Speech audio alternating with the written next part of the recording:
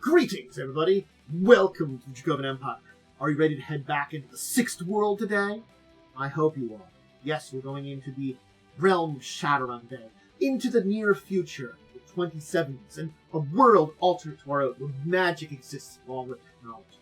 If you are ready, I can open up a portal through the astral plane. Take us through those deep planes, out of our world, into their world.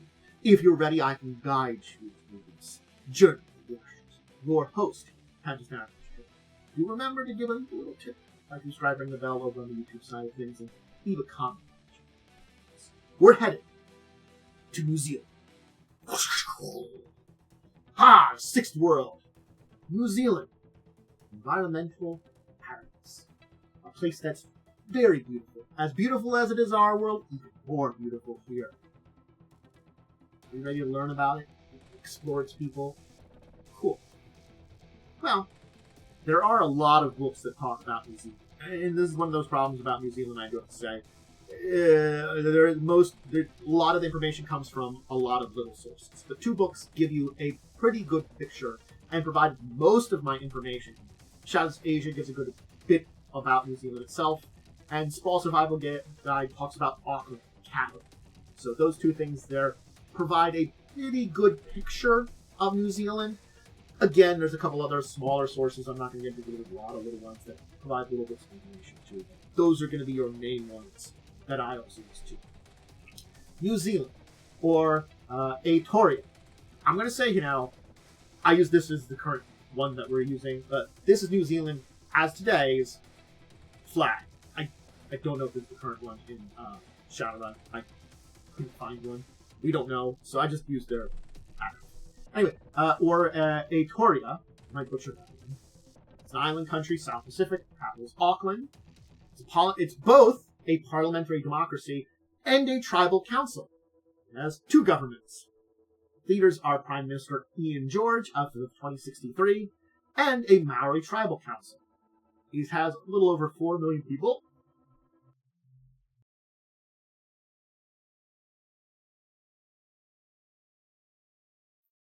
There's a cough.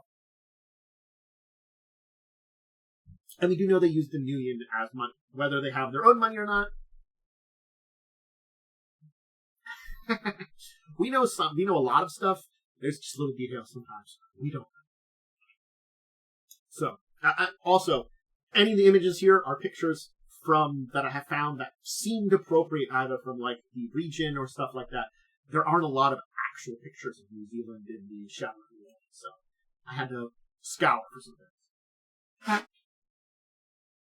That's from the Oceania, Australia region and stuff like that. So, I hope you enjoy them. So, New Zealand has always been the most progressive of the 5 Anglo nations, and it's the first nation to grant human rights to goblinized metahumans. In the following decades, then, many Asian metahumans sought asylum in New Zealand. Asia didn't treat the goblinized metahumans, or many metahumans, very well.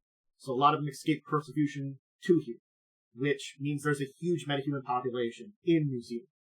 In October 24th, 2022, along with Australia and several smaller neighboring islands, they formed the ANZAC, the Australian-New Zealand Allied Confederation, which was a defensive and support pact. This was to stand up to the imperialized Japan at the time, and this purely military alliance has expanded into economic, social, and military union. ANZAC, though again all these island nations, Australia and New Zealand, are technically independent, they are very heavily united. It's very European Union kind of things. ANZAC has fought skirmishes against things like disintegrating Indonesia until about the crash of 2029. Indonesian pirate bands continue to attack ships coming to and from New Zealand until today, keeping those naval forces at bay busy. New Zealand was among the awakened and the third world nations that reinvigorated the UN in the 2050s. And it remains a steady contributor to the UN's military force, the UNEF. So, New Zealand's a big contributor that the UN is still there. In 2061, when the Ring of Fire erupted, New Zealand get hit by it too. It wasn't as bad as some places like Japan, but Ngauruhoe erupted, I'm butchering the name of that volcano, spewing lava, cloud of ash, and had a series of devastating forest fires. In 2064, New Zealand aided Australia's annexation of New Guinea in order to stabilize the region and put an end to the pirates operating from the Indonesian islands, as well as to control its natural resources. The New Zealand Prime Minister declared this annexation an act of war. He disappeared, and Anzac forces quelled the opposition. And the country's states now welcome their new, less than voluntary Anzac membership for now. Yeah. So, yep. Let's talk politics and the two sides that we have here. Yes, the two different, interestingly enough,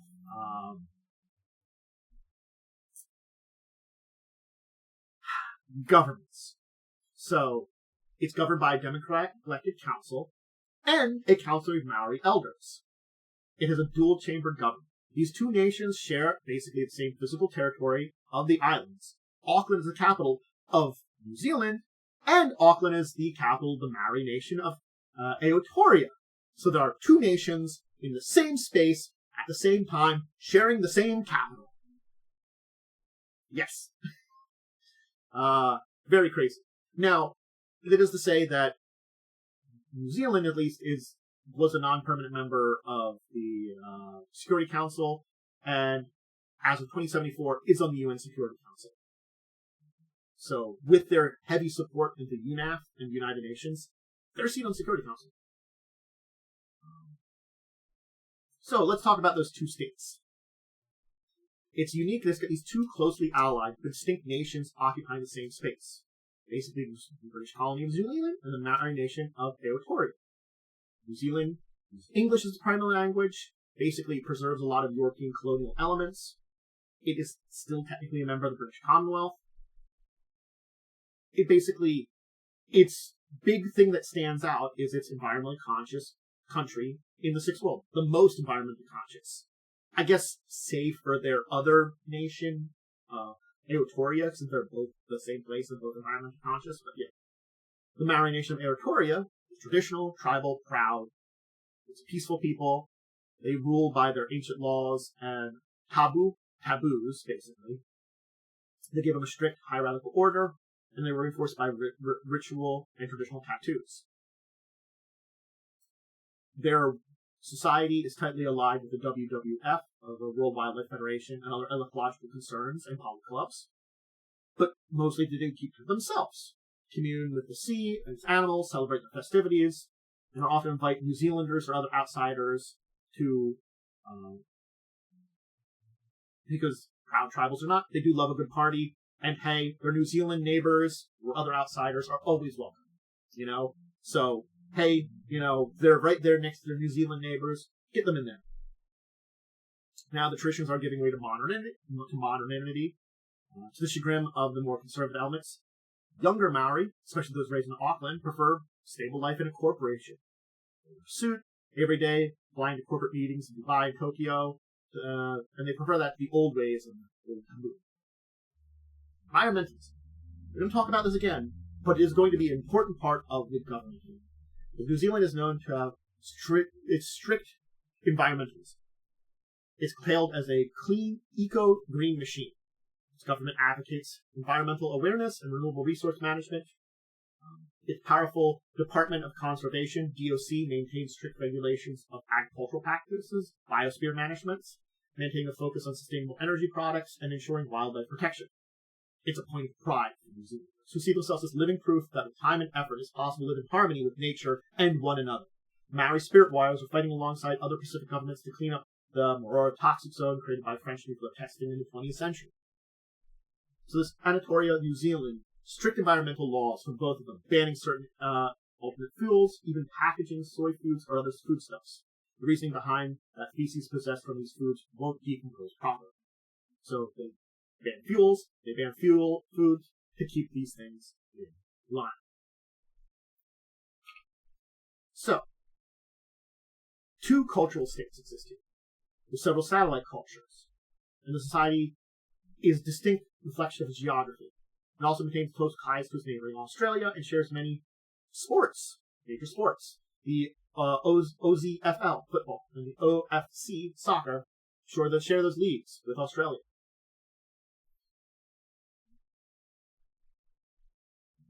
So, the WWF, World Wildlife Fund, the six world's largest animal rights poly club, has headquarters in Auckland. That's important to know. It has prominent local political force due to the backing of Masaru, the Philippine great dragon. Talk about that, because there's some things related to that with the Maori, too. So it's a major presence in the Isles, strong ties to both the cabinet and the Maori tribal council. But it's basically the WWF's closest to a dragon, which Maori consider creatures of bad fortune, is basically a source of apprehension with Aotearoa and these environmentalists, not as much with the New Zealand side of things. But they share similar goals, so they're willing to work with it. So Masaru, the great dragon from the Philippines, backs the WWF. They're in close ties with it. The Maori have misgivings about dragons. We'll talk about that. Keep in mind, another important thing to mention is cyberware is relatively scarce in New Zealand.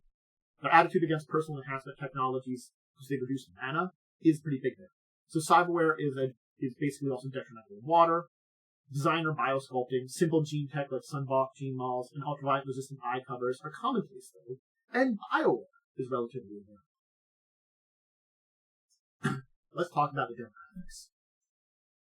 It's split into two large groups and some subcultures. We've been talking about this. The formerly dominant Pakeha, non-indigenous New Zealanders, mostly of British descent, gradually lost ground to the Maori population and the metahuman refugees from across Asia, who have established themselves in distinct cultural groups in their new homes. Marriage across ethnic boundaries are not uncommon, resulting in a notable mixed ethnic population that belongs to both these nations, too. Maori also have an abnormally large share of gobblized metahumans, with trolls being the most common.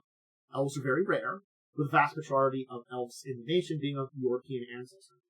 New Zealand also has a large Maori dryad population in Southern Ireland, which is kind of odd. There are also smaller cultural enclaves that are also largely metahuman, thanks to that welcoming attitude. These small cultures were highlighted in the 2070s with Luna Targar's short-lived but critically acclaimed series, All Our Thousands, that focused Baharian metahuman family in the region. So, Maori are descended from Polynesians driven out from the overpopulated islands who settled on the North Island, which they named Aotearoa 1,000 years ago. They expanded to the archipelago, flourished in agricultural society, fought bitter wars against one another when land and resources got scarce.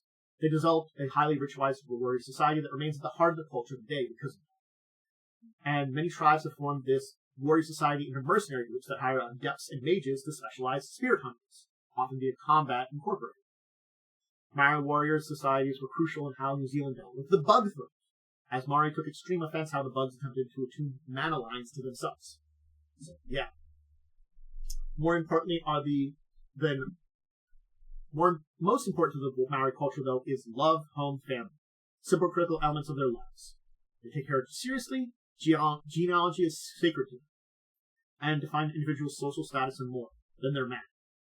Since before the Pakeha's arrival, each tribe traced roots back to the waka they arrived on, and were named after the giant migratory canoe, Keimoko. Maori Tuhunga follow shamanic practices, who commonly follow the totems of sea, fish, gecko, shark, turtle, and whale. They are tapu, along with their houses or all their possessions, and thus extremely respected by other morale. Often mocha, traditionally Maori tattoos, are used to integrate grades of initiation and are a measure of Hoga's mana. Many use the haka, traditional Maori dance, as centering techniques and observe tepu through restrictions through geases. Other trappings include canoes, masks, travel bowls, shark and whale teeth, aboa, cannibal forks, feathered cloaks, greenstone tiki charms. Maori adepts are often referred to as whale riders. Some of the waka of originally Maori still exist today, being reservoirs of tribes' mana. These sacred ships are extremely well guarded and subject to tapu, meaning that they must not be touched by human hands. So, Hakahe, are good old people from the British Empire, aren't just English settlers. There's also a number of Scots that found their way here in the colonies. Robert McNabb of Scotch descent, the Minister of Justice in New Zealand during the First World War. It also has a number of Irish settlers, and their culture preserves a lot of European colonial elements still today. So, I mean... Alright. So, now that we have an idea about the people there, let's talk about the islands. They're down there. There's a map of Oceania that has Australia and New Zealand down the bottom. It was the best map I could find that includes New Zealand. So, the main split is between the North and South Islands. It is a large archipelago, but the North and South Islands are the main islands. Basically, the islands of New Zealand and Micronesia are enthralling, generally peaceful. They feature a diverse choice of terrains, meteorological formations, tropical jungles, temperate meadowlands, snow-capped mountains, arid deserts. It's also in the Ring of Fire active, though. The North Island is center of a volcanic fault line running from Tongariro straight through Aotearoa. Geothermal plants harness the hot springs that this activity generates, contributing to the nation's eco-friendly image. Its volcanoes generally remain a tourist attraction rather than danger, though. While minor earthquakes and volcanic eruptions, specifically Mount Aotearoa, do occasionally happen, it rarely poses a threat. If a major eruption or earthquake is afoot, Maori Tongahas usually sense them and give appropriate warnings. So their shaman people of the Maori are enough to be like, hey, big earthquake's coming, big volcano's coming, prepare for it. North Island. Home to the majority of that population. Remember, it's over 4 million people. Most are in the North Island. It's the crater of Maori culture. Made of forests, mountains, waterways, temperate subtropical climate made ideal for fruits and vegetable farming, as well as vine culture, and recently tourism. Its largest city, Auckland, and the second largest, Wellington, are located in North Island. It's also where the nation's international airport, one of the few in Oceania, is able to handle semi-ballistic and suborbital airplanes, is located. Auckland is the nation's spiritual, social, and political capital, home to the government, powerful DOC, WWF's world headquarters, as well, and while Wellington is the financial, business, corporate headquarters of the archipelago, chock full of corporate skyscrapers and microarchaeologists. South Island is the breadbasket. A lot of crops and livestock. The southern Alps dominate the entire length, separating vibrant, healthy rainforests from the east drier plains, glacier crawl from snowy peaks, clean water, rivers rush to the sea. It is the environmental jewel of the island. It contains many conservation structures and national parklands, includes particular Milford Sound, where it's said to be haunted by the use of Tainwa, the legendary sea serpent. Christchurch, nestled into Canterbury's agricultural farmlands on the Pacific coast of South Island, is the second main destination for international air travelers, prominent tourists. However, it is quaint, peaceful appearance, belittles the role as a hub of cutting-edge biotechnology, and several corporate complexes specializing in Sota Bio and genetic research. There are also a number of smaller islands. Most notable is Stewart Island, a DOC wildlife sanctuary. Other small islands like the subarctic island groups and Topes, Auckland, Bounty, Campbell, and the Snares, and the Ross Dependency in Antarctica share the status. They all are part of the Aotearoa New Zealand jurisdiction. And as part of that, ANZAC forces patrol these regions with reasons to enforce environmental laws and prevent poaching. These islands are not uninhabited, however. Many smaller tribes of Aotearoa have made their homes there, living rural lives according to taboo, the old traditions. ANZAC also maintains several large naval bases in the Chathmas, Norfolk, Pitcairn's Islands to monitor border traffic, prevent commercial shipping from piracy. Undersea research stations built offshore of the Tasman Sea and Bay of Plenty have some attention from the race for the Draco flotations in the 2060s, but none were big enough to qualify. A corporate facility at the end of the Kermit Trench may have been one of the first sites where Shadowrun entered the corporeal world in 2061. Shadowrun are the body-snatching free spirits of the metaplane, capable of physically manifesting the physical world by anchoring themselves to dead bodies, or unoccupied ones of those that are using astral projection. So Auckland, Christchurch, Wellington, Ruporil, Tauranga are main cities that you'll find there. Bunch we're going over here. Let's talk about the biosphere of New Zealand archipelago. There are very few dangerous critters, unlike Australia. It has no native snake at all, and many indigenous rare species, such as the Aotearoa lizard, which are distinctly related to adverters of Europe. Invasive species are a problem, both mundane and awakened alike. The latter come from the Pacific, like a mysterious blue slime that started carpeting areas of the Pacific in 2053, washing up on shores of New Zealand. But there are no dangerous predators that appear in much of the Sixth World. It has awakened speakings. The kata, Nestor regalis, are example of awakened kia, and renowned for their sapient-like intelligence and ability to solve complex tasks through teamwork. There are also carnivorous snails the size of bowling balls that hunt insects, small rodents, and slugs. The bowling ball snail is really cool. I'm not gonna lie. The coastal waters has a sizable population of awakened storm dolphins. And the scintillating albatross is a regular guest to the small subarctic islands. The big threat to this biosphere is Japanese fishing fleet that operates just outside the territorial waters of New Zealand. Eco-activists like to mess with the fleet, usually in non-violent ways, like using sea spirits to conjure storms, chase away fish from the fleet. They also team up with storm dolphins, who have reportedly been attacking ships on their own. New Zealand has no native dragons, and the Maori especially are proud of that, and they will fight to keep dragons off the archipelago. Remember, they don't trust dragons according to their own traditions. Important. Also keep in mind that the manosphere of New Zealand is different than other areas of the Sixth World to a significant degree. Keep that in mind. Alright. So New Zealand is on the cutting edge of biotechnology in the Southern Pacific, and a local go-to place for quality bioware. You want bioware, go to New Zealand. Thanks to Archipelago's agricultural focus, it also has New Zealanders enjoy a more natural, organic diet than most of the Sixth World.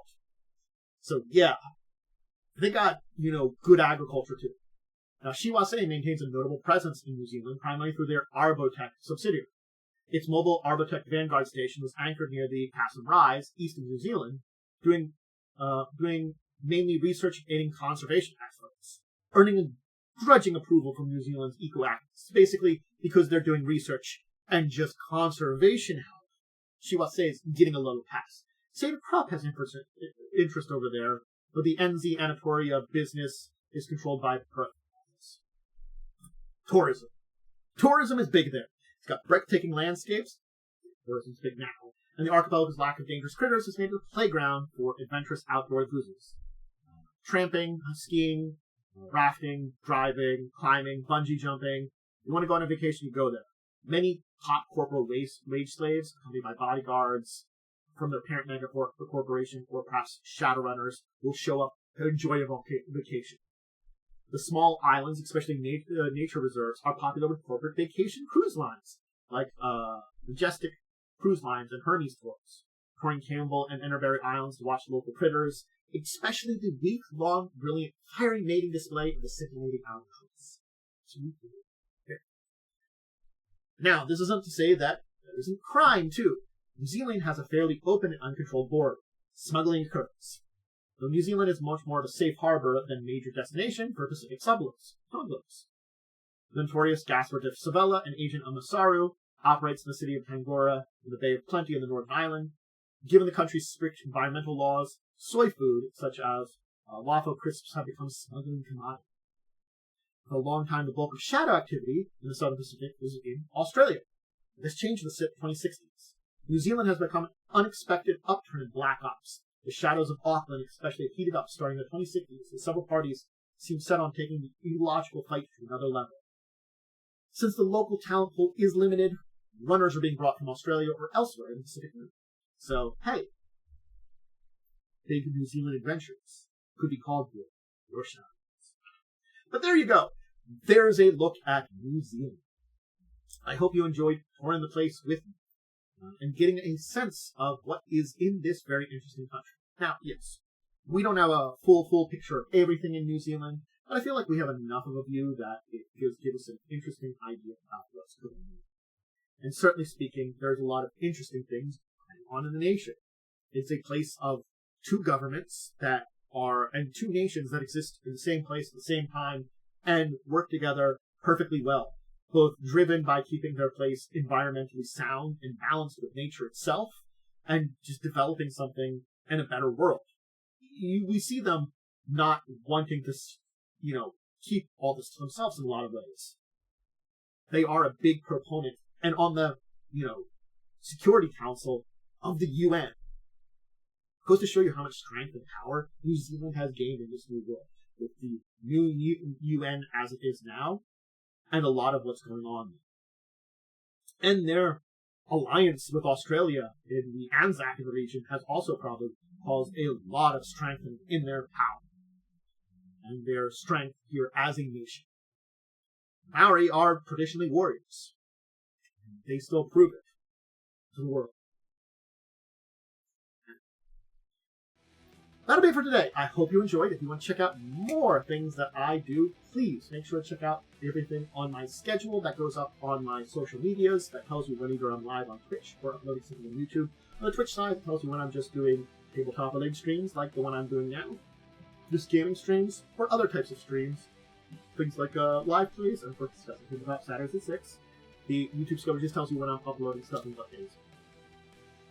Social media is a great place to know when things are changing in that schedule. It's updates on it. That's my Discord, Blue Sky, Twitter/X, and of course, I do put the schedule at the very least on the community part of my YouTube. But any kind of below those places, you get updates. Discord's the best bet. I do the most updates on Discord. I do try to keep social media posts. Again, I hope you enjoyed. Remember to do that. Things I said, like, subscribe, ring the bell, comment. Let me know what you think about New Zealand. Would you want to do adventures here? Would you think of an interesting Shadowrun character from New Zealand? There's a lot of cool ideas that are out there. And I think it is a region that definitely allows for a lot of cool Shadowrun adventures.